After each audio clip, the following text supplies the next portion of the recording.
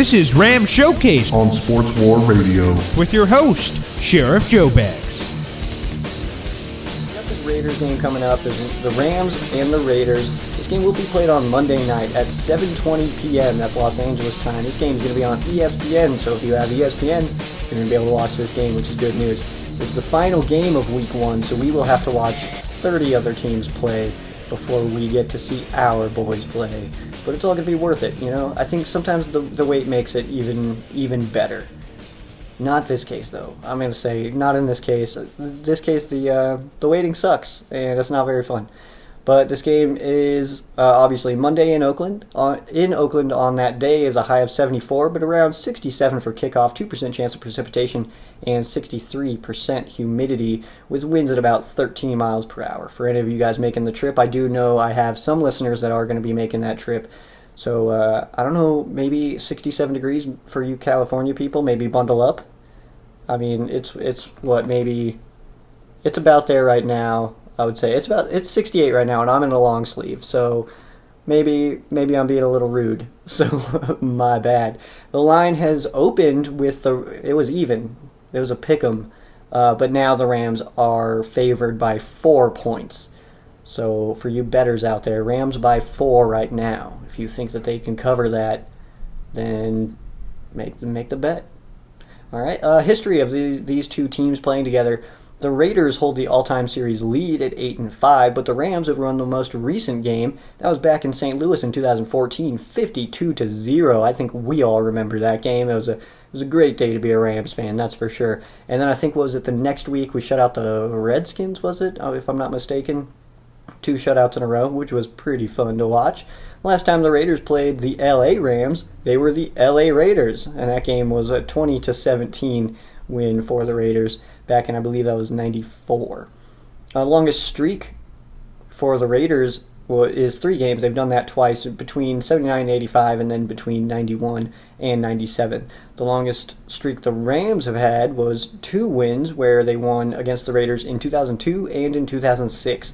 The first game between these two was October 29th of 1972. The LA Rams at the Oakland Raiders. The Raiders did win that one 17-45. What to watch in this game, and this part's going to seem a little interesting just because this is the first one of the year.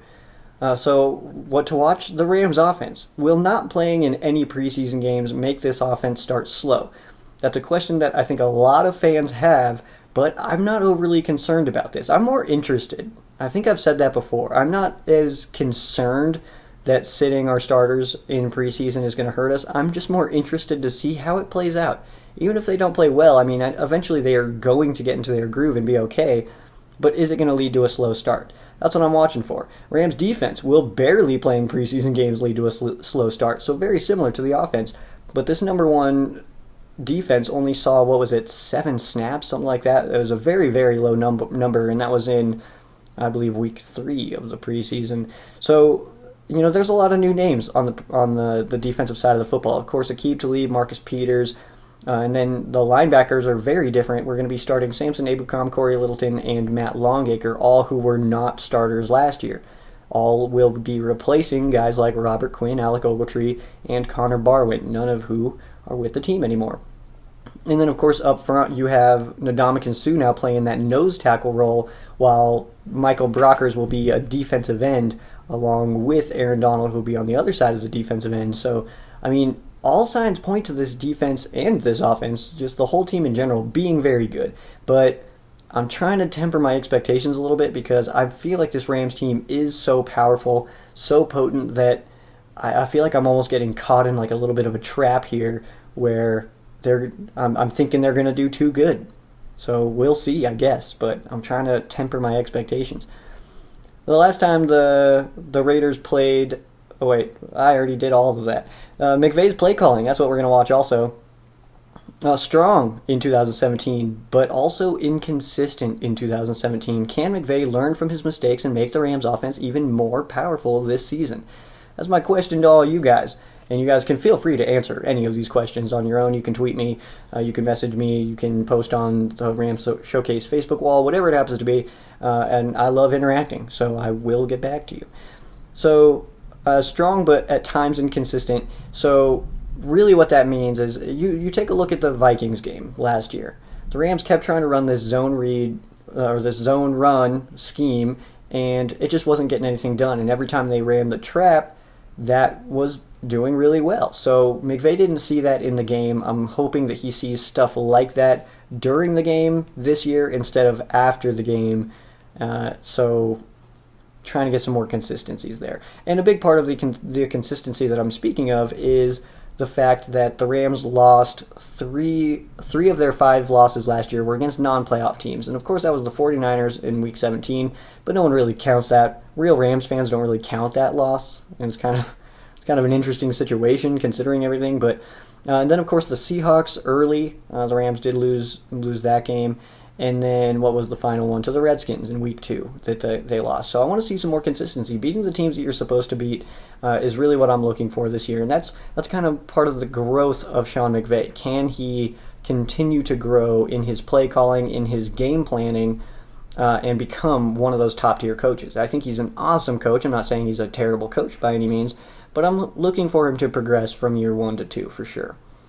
Who is Jared Goff? That's my next question for you guys. Is the 2016 Jared Goff the real Goff, or is the 2017 Goff the real Goff? Will the real Jared Goff please stand up? Because I just want to know. If it's going to be the 2016 Goff, we need to know that immediately, first of all. I don't think that's the case because Goff, I mean, even in his poor games in 2017, he didn't look anything like he did in 2016. So I don't think that's the case, but I am really interested to see. He's had 2 very, very different looking seasons, so I'm interested to see what he comes in and does this year.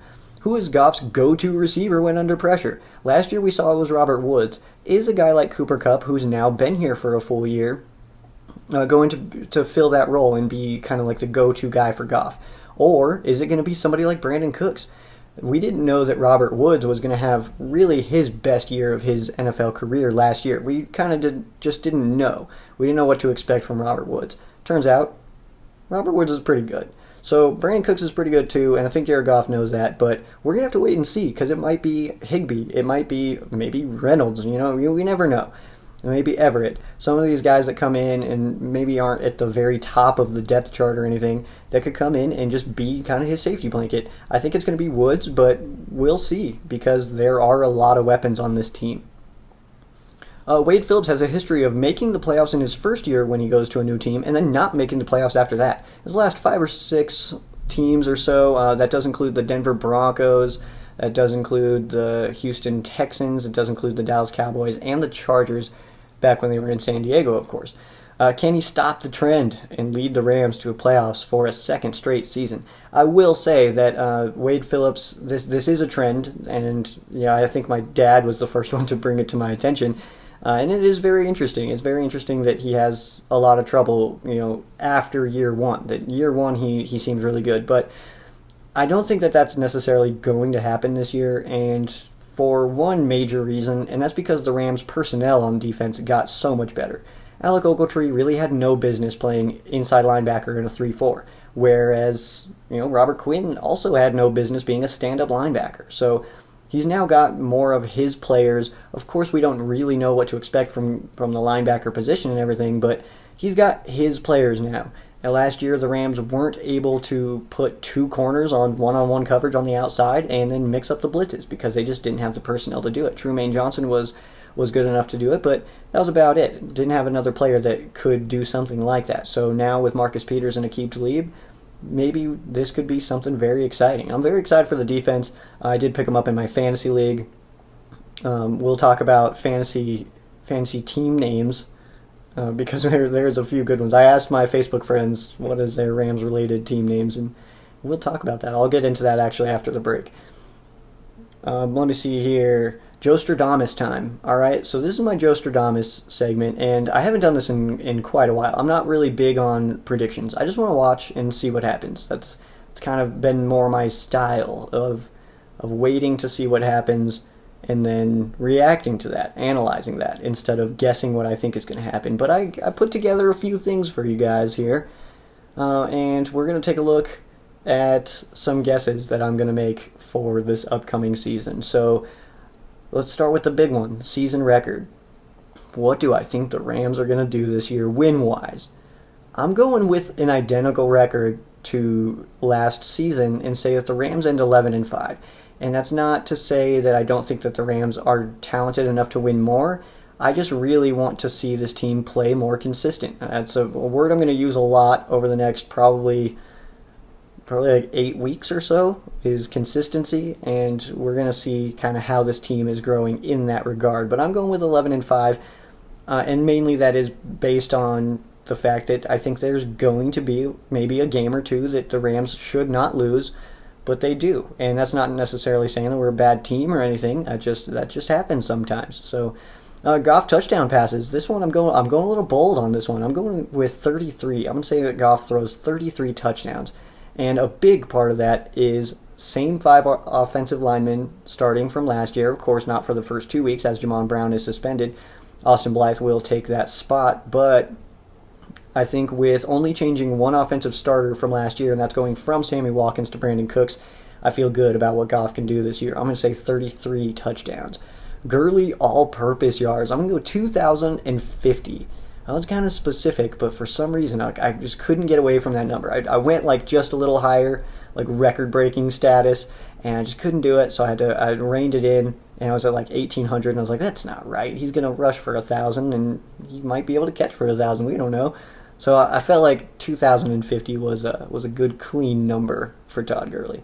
Leading receiver, yards-wise, this is what I'm looking at here. I'm going with Robert Woods. I'm going to say Robert Woods is the Rams' leading receiver with 1,150 yards, give or take, like 12 yards. I got to give myself a little bit of a cushion. I can't nail it exactly.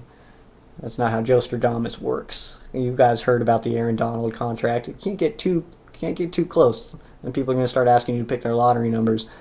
Most receiving touchdowns. This one I'm giving to Cooper Kupp. Cooper Kupp is a red zone target for the Rams, and of course they do have guys like Tyler Higbee who are also red zone targets. But I think Kupp he's the one that's gonna break that. I'm going with 8. I feel like it's maybe a little bit low, but I also feel like this ball is going to get spread around a lot. So 33 touchdowns total for Goff, 8 of them going to Cooper Kupp. I don't think that that's absurd. Most sacks on the team, I'm giving this one to Samson Ebukam. Dude's been working his tail off. He played in all preseason games. He was the only starter for the Rams to play in all the preseason games. And I'm going to say that Samson Ebukam gets to 9. And that's not an overwhelmingly massive number, but when you look at the guys that the Rams have on the defensive side, so you got Aaron Donald and Michael Brockers who are going to be on the outside, and then Ndamukong Suh on the inside as far as the line goes. Those guys are going to take a lot of pressure. Michael Brockers has been known in the last few years to be the guy who takes on the double teams. Now, who do you double team if you're if you're an offensive line? Do you double team Brockers? Do you double team Suh? Do you double team Donald? Pick your poison, because if you double team one of them, the other 2 are probably going to get free. If you double team 2 of them, at least that one's going to get free. And what that means also is any other blitzers are going to be pretty much free runners, at least at some points, without the back blocking out of the backfield or anything like that. I mean, you're going to have some guys coming in free, and Samson Ebukam is the guy I think is going to be a big beneficiary of that. Most interceptions, I'm giving Marcus Peters 7 for the Rams. And I don't know how you guys feel about that. I feel like some of you guys think I'm low there, but we'll see. I'm going with 7, and the leader of the Rams in interceptions, Marcus Peters. I'm way more excited for Marcus Peters than I am for Aqib Talib, guys. And that's nothing against Aqib Talib. I mean, I've never really been a fan of Aqib Talib and his personality, but now that he's a Ram, he has my full support. Once he's not a Ram, I'll probably just go back to the way I was feeling about him. But as he's here now, hey, he's got all my support. I hope he does awesome. But Marcus Peters, I think he's just being a younger guy who hasn't yet, I think, reached his potential. And now playing under Wade Phillips, I think it's a good sign for Marcus Peters. So I'm going to go 7 picks. And then here are my bolder predictions. And I'm going to say that Greg Zuerlein, who was on pace to break the single-season scoring record last year before getting hurt in Week 14, I'm going to say he does it this year. I'm going to say he turns it around and breaks the single-season points record this season that is currently held by former Charger LaDainian Tomlinson.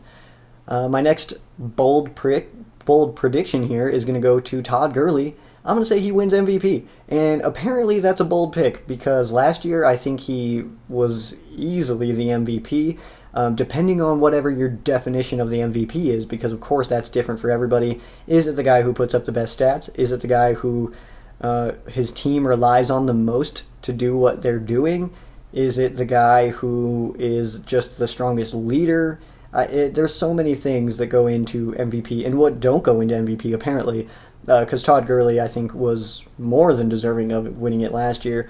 And what was it? It was like 48-2 or something. So, like he didn't even come close. He really didn't come close, even though he got second in voting. Ugh, it's a frustrating time for me. Anyway, my last bold prediction here is going to go to Marcus Peters. I'm going to say he leads the league in defensive touchdowns. Marcus Peters is an aggressive corner, and I think that this defense is set up really nice to have Marcus Peters get some pick sixes. It's going to be awesome stuff. And of course, with Aqib Talib on that side, it's who do you throw to? Who do you throw against? Where do you go? It's a solid question. Solid questions all around. Hey guys, thanks for watching. Make sure you guys follow all the Ram Showcase and Sheriff Joe Bags social media. That's at Ram Showcase on Instagram and Twitter, at Sheriff Joe Bags on Instagram and Twitter, Facebook.com/Ram Showcase, Facebook.com/Sheriff Joe Bags. Thanks again for watching, guys, and go Rams. Innocent life.